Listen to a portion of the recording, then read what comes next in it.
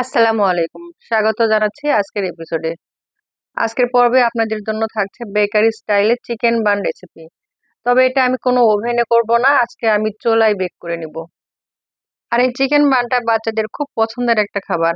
তাই আপনি বাসায় তৈরি করে যদি ফ্রিজে নর্মাল চেম্বারে 4 থেকে 5 দিন রেখে দেন, তাহলে অনায়াসে প্রতিদিন ওদের টিফিন বক্সে একটা করে বান দিতে পারবেন।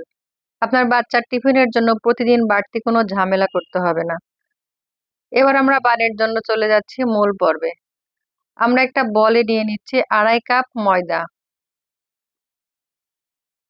আর 2.5 কাপ ময়দার জন্য দিয়ে দিচ্ছি 2.5 টেবিল চামচ চিনি। 2.5 কাপ ময়দার জন্য 2.5 টেবিল চামচ চিনি, এটা একটা পারফেক্ট মাপ। আর দিচ্ছি 2.5 চা চামচ ইস্ট। এটা অ্যাক্টিভ ড্রাই ইস্ট। আপনারা যদি অ্যাক্টিভ ড্রাই ইস্ট না হয় সেক্ষেত্রে অবশ্যই আগে 10 মিনিট কুসুম গরম দুধ অথবা পানির মধ্যে রেখে অ্যাক্টিভ করে নিতে হবে। আর দিয়ে দিয়েছি 1 চা চামচ লবণ, বা আপনাদের স্বাদ মতো লবণ দিবেন। সয়াবিন তেল দিয়েছি 3 টেবিল চামচ।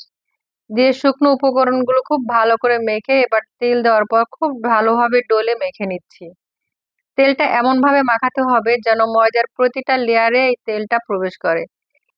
এই ডো কিভাবে পারফেক্ট ভাবে মাখাতে হয় এর আগেও আমি শেয়ার করেছি, নিশ্চয়ই আপনারা দেখেছেন, তারপরও আজও আমি শেয়ার করছি। এভাবে ডলে ডলে কিছুক্ষণ মাখানোর পর এখন আমি অ্যাড করব কুসুম গরম পানি। তবে এখানে আপনারা কুসুম গরম পানির পরিবর্তে দুধও দিতে পারেন। পানির পরিমাপটা আমি এখানে বলছি না, একটু একটু করে দিব আর মাখাতে থাকবো। ডোটা হবে একটু সফট। পরোটার ডোটা যেরকম একটু শক্ত হয় তার চেয়ে একটু নরম হবে। এভাবে একটু একটু করে পানি মিশাবো আর 5 থেকে 7 মিনিট কমপক্ষে আপনাকে খুব ভালোভাবে মেখে নিতে হবে। প্রথম পর্যায়ে একটু স্টিকি ভাব হবে, সে পর্যায়ে হাতে একটু তেল মেখে নিয়ে আবারও মাখবেন, দেখবেন স্টিকি ভাবটা একটু কমে আসবে। যতক্ষণ না আপনার হাত এবং এই বাটিটা ক্লিন আসছে ততক্ষণ পর্যন্ত এভাবে ঠিক আমি যেভাবে মাখছি দেখতে পাচ্ছেন ক্যামেরাতে, ঠিক একই রকম ভাবে মেখে নিতে হবে। যত ভালোভাবে আপনার ডোটা মাখানো হবে আপনার বানটা ততটাই সফট এবং ফ্লেকি হবে। আমার ডোটা মাখানো হয়ে গিয়েছে, আমি এটা প্রায় 7 মিনিটের মতো মেখে নিয়েছি। এবার আমি উপর দিয়ে একটু তেল মেখে এটা আমি র্যাপিং পেপার দিয়ে ঢেকে রেখে দিব। আপনার হাতে যদি সময় থাকে তাহলে যদি নর্মাল টেম্পারেচারে রাখেন সেক্ষেত্রে 2 থেকে 3 ঘন্টা রাখতে হবে। আর যদি হাতে সময় না থাকে সেক্ষেত্রে একটা বলে পানি নিয়ে, পানিটা অবশ্যই কুসুম গরম হতে হবে, সেই বলের উপর বাটিটা রাখবেন, তাহলে 30 মিনিটের মধ্যেই দেখবেন ডোটা ফুলে ডাবল হয়ে গিয়েছে। আর হ্যাঁ, এটা যে র্যাপিং পেপার দিয়েই ঢাকতে হবে তা না, র্যাপিং পেপার না থাকলে ঢাকনা দিবেন। আমার খামিরটা এখন রেস্টে থাক, এবার চলে যাচ্ছি আমি চুলায় ভিতরের পুরটা তৈরি করতে। আমি চুলায় একটা প্যান বসিয়ে চুলার জালটা অন করে দিয়ে কিছুটা তেল দিয়ে দিয়েছি আর পেঁয়াজ দিয়েছি প্রায় হাফ কাপ। পেঁয়াজটা যখন একটু নরম হয়ে আসবে তখন আমি দিয়ে দিব আদা রসুন বাটা 1 চা চামচ করে। আদা রসুন বাটা দিয়ে কিছুক্ষণ নাড়তে থাকবো যেন ওই কাঁচা গন্ধটা দূর হয়ে যায়।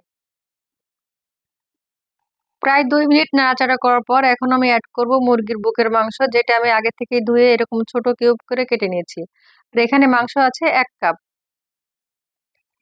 এখন আমি এই মাংসের মধ্যে অন্যান্য মশলা মেশাবো।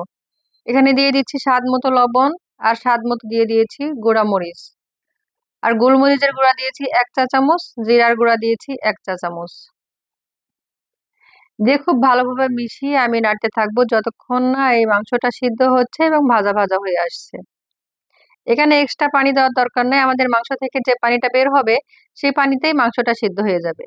আর যদি মনে করেন আপনার মাংসটা সিদ্ধ হচ্ছে না বা হবে না, সেক্ষেত্রে একটু পানি অ্যাড করতে পারেন, তবে খুব বেশি পানি এখানে অ্যাড করতে হবে না।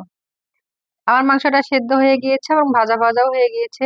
এই পর্যায়ে মাংসটা এক সাইড করে রেখে এখন আমি এখানে 2 টেবিল চামচ পরিমাণ কর্নফ্লাওয়ার দিব। আর আপনার কাছে যদি কর্নফ্লাওয়ার না থাকে সেক্ষেত্রে এখানে কর্নফ্লাওয়ারের পরিবর্তে ময়দা দিতে পারেন। আমি কর্নফ্লাওয়ারটা একটু সাইডে ভেজে নিয়েছি, যেটা স্কিপ হয়ে গিয়েছে। ভেজে নেওয়ার পর মাংসের সাথে খুব ভালোভাবে মিশিয়ে এখন আমি অ্যাড করছি 1 কাপের চেয়ে একটু কম লিকুইড দুধ। দুধটা দেওয়ার পর এখন আমি মিডিয়াম জালে রান্না করতে থাকবো ততক্ষণ যতক্ষণ না এই দুধটা একদম শুকিয়ে আসছে এবং একটা ক্রিমি ভাব চলে আসছে। যখন আমাদের এই মাংসটা এরকম ক্রিমি হবে সেই পর্যায়ে আমি চুলার জালটা অফ করে দিব। আর এটা ঠান্ডা হওয়ার পর আরেকটু টাইট হয়ে যাবে। এখন আমি চুলা থেকে নামিয়ে এটা ঠান্ডা হতে দিব। আমাদের চিকেনের পুরটা ঠান্ডা হতে যাক। এখন আমি যে ময়দার খামিরটা রেস্টে রেখেছিলাম সেটা এখন একটু মথে নিব। দেখেন আমার খামিরটা কিন্তু একদম পারফেক্ট ভাবে মাখা হয়েছে, যার কারণে ফুলে ডাবল হয়ে গিয়েছে। এখন আমি ভিতরে থাকা এয়ার বাবলস গুলো খুব ভালোভাবে বের করে দিব, দিয়ে আরেকটু মেখে নিব।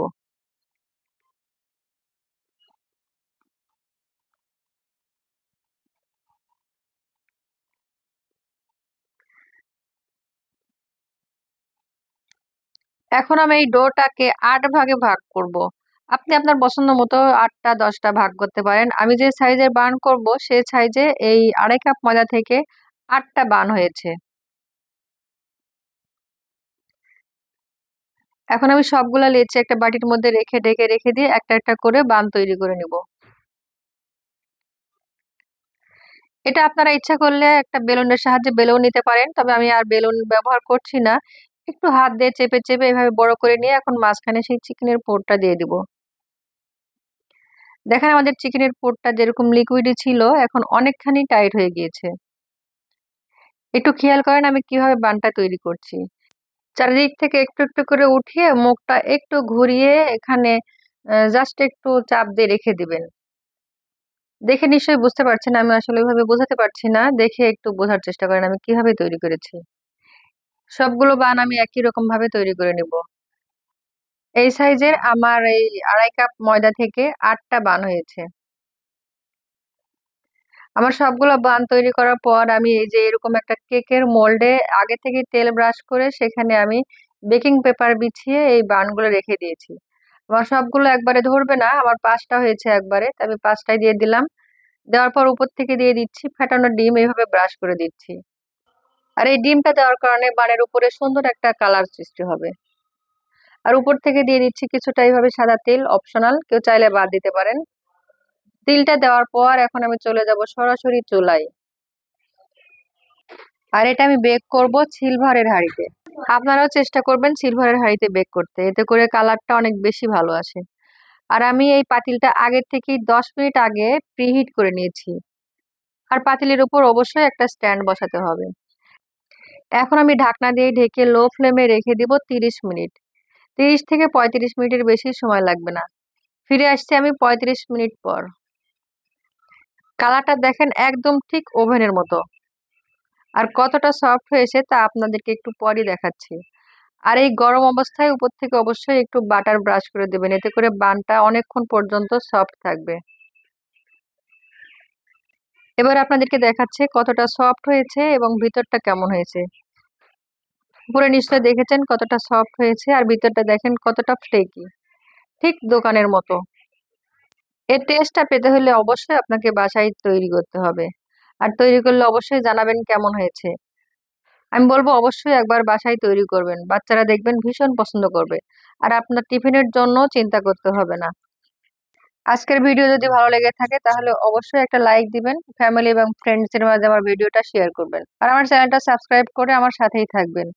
যারা এই ভিডিওটা ফেসবুক থেকে দেখছেন তাদেরকে অনুরোধ করব একটা লাইক এবং ফলো দিবেন। আজকে বিদায় নিচ্ছি, আল্লাহ হাফিজ। দেখা হবে নেক্সট কোনো ভিডিওতে, সে পর্যন্ত সবাই ভালো থাকবেন, আমার জন্য দোয়া করবেন।